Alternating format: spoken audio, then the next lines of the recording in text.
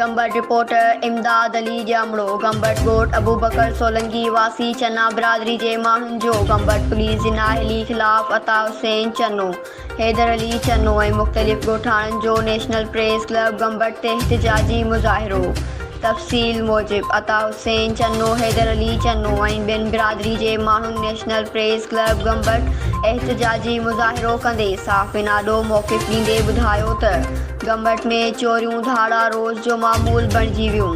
कुझु ॾींहं पहिरियां गंबट थाणो जी हद मां खड़ाव शाख पुलिस पकड़ भरिसां हैदर अली चन्नो जी CD 70 मोटरसाइकिल ज़रई ज़मीन तां चाबी चोर काहे फ़रार थी विया हुआ, जंहिं बाबति गंबट पुलिस खे बि आगाह कयो वियो ऐं गंबट थाणे ते NC बि कटिराई वई हुई, जंहिंखे अॼु 7हों ॾींहुं आहे, पर अञा ताईं SHO गंबट जबार मेमण साहब कख बि भञी बेड़ो नाहे कयो।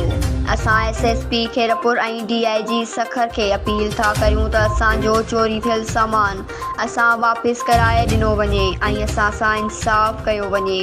News Sindh express news Gambat.